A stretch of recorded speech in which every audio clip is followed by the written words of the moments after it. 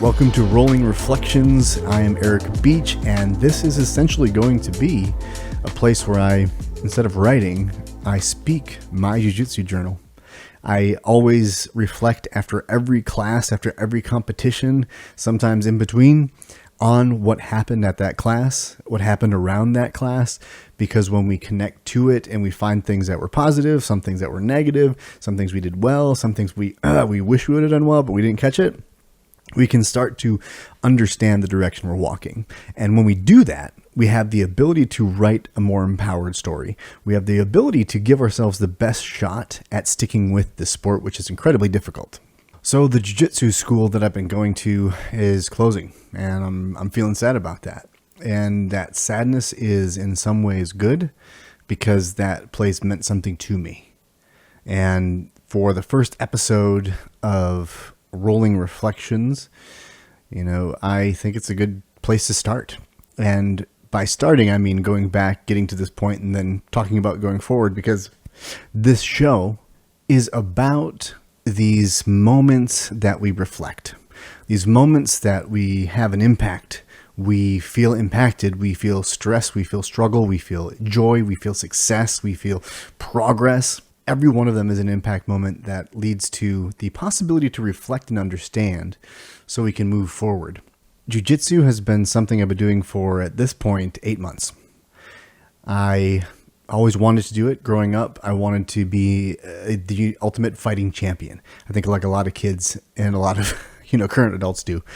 But this was in the 90s, and I was a young lad, and that was my dream. I didn't really ever feel like I was going to do that, but it was just something that fascinated me. It was new and exciting. In high school in 2002, I joined the military and the Army and served for a few years, went and deployed. And I, felt very connected to that physicality. It wasn't the UFC, but it was physical. And getting out of the military after some injuries, I went away from that and self-abused with drugs and alcohol to deal with PTSD, TBI, and some injuries. Very common story, and we can go into that deeper in other episodes. Also, I have a podcast, My Modern Myth, that I dig more deeply into the way we use our mind and body to write the life story, and we're trying to write the most empowered life story possible. So I wanted to separate these two channels because that's more self-reflective that way, and this is specific to Jiu-Jitsu. And I know people on both channels might like one thing versus the other, so this is a way to segment that a little bit further. So, military, drug addiction, alcohol abuse, suicide, all of these things lead me to marriage. Finding my partner who chased towards me when I was afraid she would run away like so many other people had when they saw that part of me. And I dedicated my life to growing and healing and getting to a place where I could let her feel free to chase her dreams. And we got to that place, and as I became more of a homeschooling dad, stay-at-home dad, video producer, podcaster, all those things that I do from the house, well, I felt that desire, that call for that masculine aggression, that, that triathlon was meeting for a while, but then it wasn't sustainable for me. So I was trying to find something sustainable that I loved, and grappling, fighting, these things were what I enjoyed. These things were the things that I would be willing to go and do, even though they're difficult. And I believe there's power in finding something difficult that you're willing to put in the work for over and over, regardless of the result being everything you hoped it would be. So Jiu-Jitsu was one of those sports that I felt I could do. I wanted to be Muay Thai, kickboxing, MMA, but the issue with that was with my brain injury, getting hit in the head was a guarantee in those sports. Jiu-Jitsu is not a guarantee. You still get, knocked around, but it's not specifically about, getting hit in the head or avoiding that possibility. So Jiu-Jitsu was a very appealing one. It was in the UFC, and it was something that maybe limited some of the risks to my brain damage. And my wife supported it, and so I've been doing it for 8 months, and started at Freeform. I had been to a couple gyms and I was not fitting in there. I didn't feel connected to the environment there, and I didn't know why. They weren't bad schools, but I just didn't feel that was like, that aha moment. This is where I need to train. And then I went to Freeform, and all of those things, Freeform's in Milwaukee, all of those things that weren't present at the other gyms were present at Freeform. and I felt like this was the place. And originally I didn't want to go to Freeform because I was, afraid of it was presented to me as a, very competitive gym, specifically training to compete at a high level. And that made me nervous because I wasn't trying to do that. But a lot of the other gyms felt like it was more, this is a supplement to your MMA. And I didn't want that either. So ultimately I went to Freeform and was very welcomed.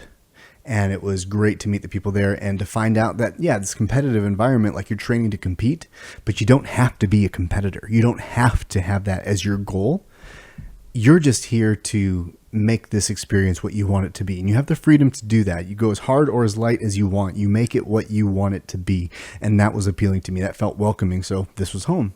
It was 35 minutes from my house. So that was a bit of a challenge. And it was in a really busy part of town by the Riverfest grounds. So there was lots of festivals and lots of traffic, and I get stressed out in some of those environments. So it, was something I didn't enjoy. I was also going really hard at the school and hurting myself. They did nothing wrong. I was just engaging with it in a way that wasn't sustainable for my body. And that's partly because of my mentality. I just wanted to go hard. I wanted to, work as hard as everybody else, and that was going to somehow make me better.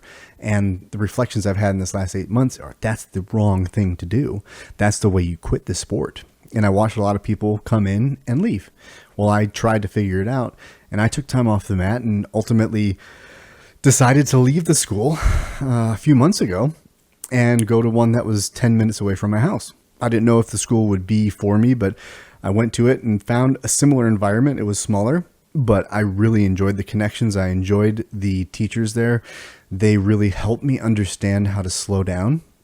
And that was partly because I got to roll with a brown belt, every day in open sparring or in open mat at the end of the class. And that taught me so much because he let me play. He let me get in trouble, in dangerous spots, but he wouldn't punish me. I think he knew I knew what was going on. So I would try, and I would escape. And there was beauty in that because sometimes you have to get to that place and get out of it to even understand that the threat was there to begin with. So there's tons of lessons that I was learning at the school and found a way to go there without getting my tendons burned out, my tendonitis flared up. And that was a huge victory for me. And unfortunately, the black belt hurt his neck. He had surgery.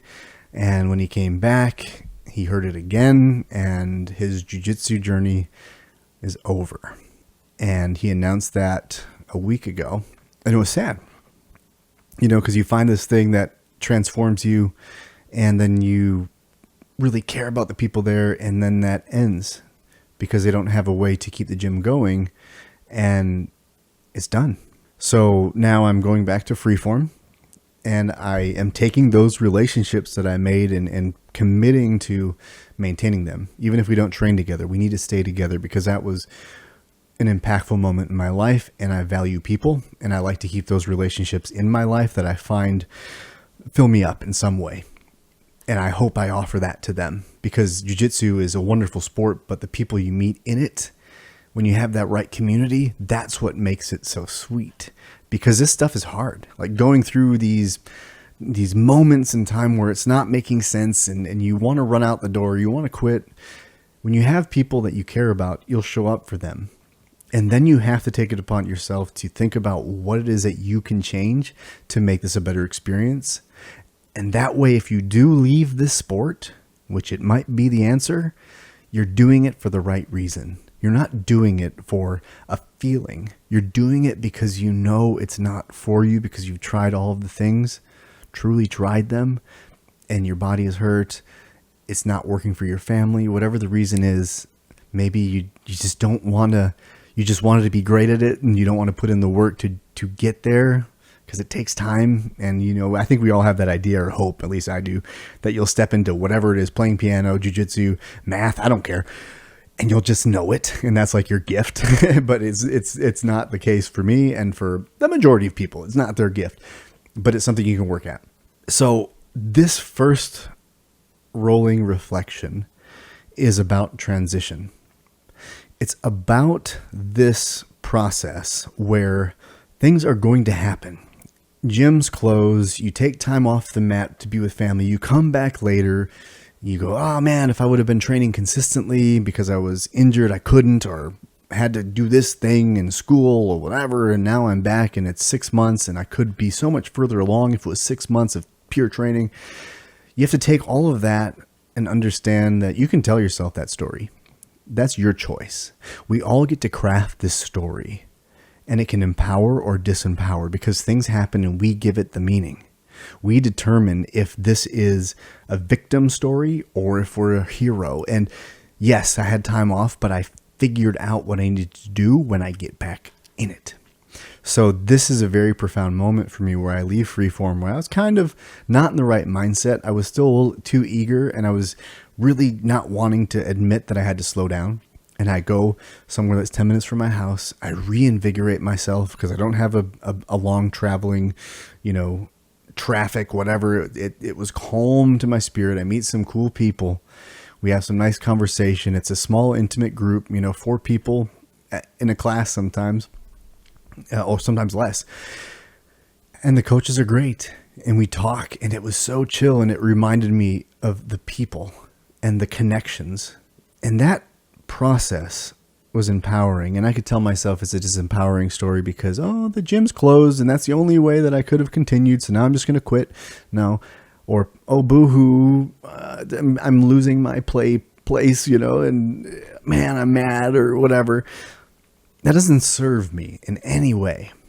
The story I choose to tell myself, and I choose to tell myself because I believe it's real. It's not made up. The story is, I had to go away from something I loved, a school I loved and do care about and missed when I was away, to go somewhere where I could slow down, get my mind right, better understand physically what I want. Mentally, I knew what I wanted, but physically, I had to make that happen too because it's your mind and your body that write this story. Figure that out so I can go back to Freeform with that mindset and do it differently this time. At any given moment, we get to determine the story we're crafting based on the information we've been given by the experiences that we've had. So now I'm excited. I'm sad that this is ending, that Gold Star Jiu-Jitsu is ending. I'm grateful that I still have friendships from there, that we are going to get together. I'm sad that it's ending. I'm grateful for the friendships. I'm grateful for the progress I've made there because I understand things and I have improved my game in small ways. But those micro improvements are the foundation on which a game is built. And so now I have something. I'm not walking away empty-handed. And I'm going to bring that to Freeform. I'm going to bring that and that mindset. And I'm going to commit to it because the second I go back to that old way and now I'm walking away from class sore, where I don't want to go back in 2 days because I'm sore, I'm micro-injured, and then I sit on the couch and I go, I did it again. Like, I don't want to be in that place unnecessarily. We're in a sport that is challenging. I can't be the reason. We can't be the reason it's more challenging than it needs to be. So this process of going away and coming back is exciting to me because it's my story. I'm not excited for the reason I have to leave Gold Star. I'm saddened that my coach, my black belt coach who loves jiu-jitsu, can't do it anymore because of his neck injury. But I can't be the reason on my story that happens. I'm going to do everything in my power to try and prevent that from happening because I don't want to lose it. In almost losing it several times in this first 8 months, I know I don't want to lose it. And that's one of my reflections. Every time we go on the mat, and I'm going to end with this, because we're going to have a lot of conversations. So part of the reason I'm doing this show is, again, because when I speak things, they land more clearly inside myself. I make new connections. If I write, yeah, it's there, but it's not the same for me. And I think we all have different processing methods that we prefer. And some people like to listen. And that lets them think differently inside their own minds. And that's one of the reasons I'm doing this, is one, for my own mental benefit and my own growth, to, really ingrain certain things I've learned or realized, because I have to speak it. It really helps me stay connected to it. Otherwise forget it. And I'm hoping that as I talk through it and I say I or you, that no matter if I'm saying I or you, it's us, because this is universal. And the gift that we can all give ourselves is by listening to other people, not digesting and eating every word they say, but keeping our ears open for those little bits that resonate with us, that we can take for ourselves and put it in our own toolbox. That's one of the things that I did when I started this whole process, whether it's jiu-jitsu, triathlon, anything, video production, was listen to other people and take what works and leave what doesn't, because you're not going to find someone probably that you have 100% agreement with. Even all the people I look up to, I go, I don't think that I'm not going to take that one, but it doesn't make me write off the person. So I'm hoping that this show will be a place where you can reflect as well, or you can be inspired to reflect, not because I'm inspirational, but because sometimes listening to somebody else speak about something you're doing as well, whether it's jiu-jitsu or something else in life, it just hits you in a different way. There's been a lot of times where I've heard someone say and explain a concept in a just slightly different way that I couldn't understand, and all of a sudden it just opens my mind and it all makes sense. And it's just that moment of, oh, that's what that means. And I love those moments. I live for those moments. And jiu-jitsu has a lot of those moments. So that's part of the appeal, right? Or at least it is for me, is struggling. And then all of a sudden it just clicks. And when things just click, that's a good feeling. So that's going to be the end of episode 1. And I'm not committing to how often I'll do this. I'm not committing to if they're going to be video or audio only. If they're video, they're on my YouTube channel. They'll be in a playlist called Rolling Reflections. Otherwise, I also have my Modern Myth up there as well. There's another episode that I do called My Modern Myth Rest Rounds Edition, and that's where I bring other jiu-jitsu practitioners in, and we talk about how we stick with this journey. It's really geared toward the beginner, the white belts and lower belts, and that's really a critical time because, like I said, a lot of people leave before they ever make it past month 2, let alone get to blue belt. I don't know when that would happen for me, but I'm dedicated to the path and see where we can take this thing. But my passion is really 2 things. 1, understanding how to stick with it, how to remove those barriers and give yourself a chance. And number 2 is how to take any sport that you're involved in, any life experience that you go through, and see it as a mirror to the way you live your life, and to extract truth and lessons from that and embody it in a way that allows you to continue to grow for the rest of your life. Because I believe life is the greatest teacher and sport is collegiate level learning. And that's one of the reasons that I started a nonprofit for veterans to get them physically active, because that was a huge transformation from suicidal to me, who is sitting here with hope and purpose. And I want to help others get that as well, because I had a box of darkness and it almost cost me my life. But like I said, everything happens and you give it a meaning. It's one of my favorite things to say is things happen, you give it the meaning. Like Marie Oliver said, that box of darkness was a gift. And I'm trying to figure out how to use that gift to help others who have been given the same box of darkness open it and recognize it as a gift as well. And sport allows us to go to those darker places with a little bit of objectivity, a little bit of spoonful of sugar, and really think about it in a new way and heal and grow. It's not a therapy session, but it is a conversation. And when we have these simple conversations, they can really become something that is a catalyst to a great adventure. So until next time, journey well, my friends.